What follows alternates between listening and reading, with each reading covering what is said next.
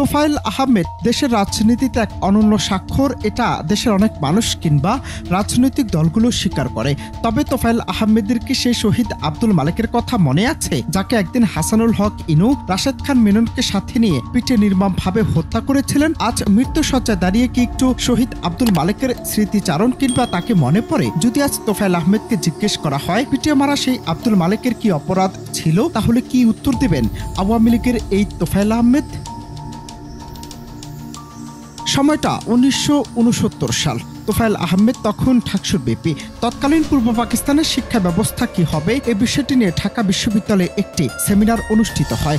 উক্ত সেমিনারে ঢাকা বিশ্ববিদ্যালয়ের মেধাবী শিক্ষার্থী, জনপ্রিয় ইসলামী আন্দোলনের ছাত্র নেতা আব্দুল মালেক ইসলামী শিক্ষা ব্যবস্থার পক্ষে বক্তব্য দেন। উক্ত সেমিনারের অধিকাংশ শিক্ষার্থী করতালির মাধ্যমে শহীদ আব্দুল মালেকের বক্তব্যকে সমর্থন করে, কিন্তু সেমিনারে শহীদ আব্দুল মালেকের বক্তব্যের বিরুদ্ধে বক্তব্য রাখেন তৎকালীন ছাত্রলীগ বাম সংগঠনের নেতারা। তারা ইসলামী শিক্ষা ব্যবস্থার বিপক্ষে বক্তব্য রাখেন। তাদের দুর্বল যুক্তি শহীদ আব্দুল মালেকের যুক্তির কাছে হেরে যায়, আর এটি বাধে বিপত্তি।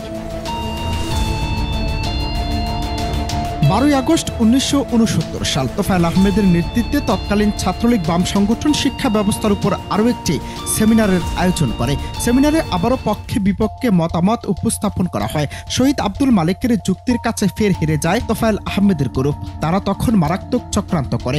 শহীদ আব্দুল মালেক যখন সেমিনার শেষ করে বের হন, তখন এই তোফায়েল আহমেদের নেতৃত্বে শহীদ আব্দুল মালেকের উপর হামলা করা হয়। রেসকোর্স ময়দানে শহীদ আব্দুল মালেককে লাঠি, হকি স্টিক ও ইট দিয়ে মাথা থেতলে দেয় হাসানুল হক ইনু, রাশেদ খান মেনন এবং তোফায়েল আহমেদ সহ একদল নেতারা।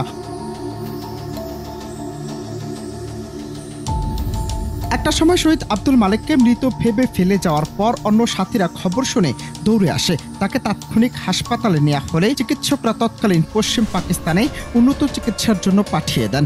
সেখানে শহীদ আব্দুল মালেক 1969 সালের 15 আগস্ট শাহাদাত বরণ করেন। তবে অনেকেই বলছেন তোফায়েল আহমেদ অনেকের গুরু, অনেকের আদর্শ, অনেকের বাহুবল ছিলেন। আজ তিনি নিজেই জীর্ণ শীর্ণ, বলহীন, হতবম্ব, শুধুমাত্র সময়ের অপেক্ষা মাত্র।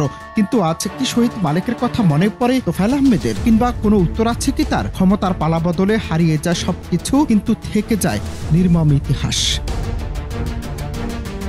অনন্ত Hasan Masud, Bangla TV news desk.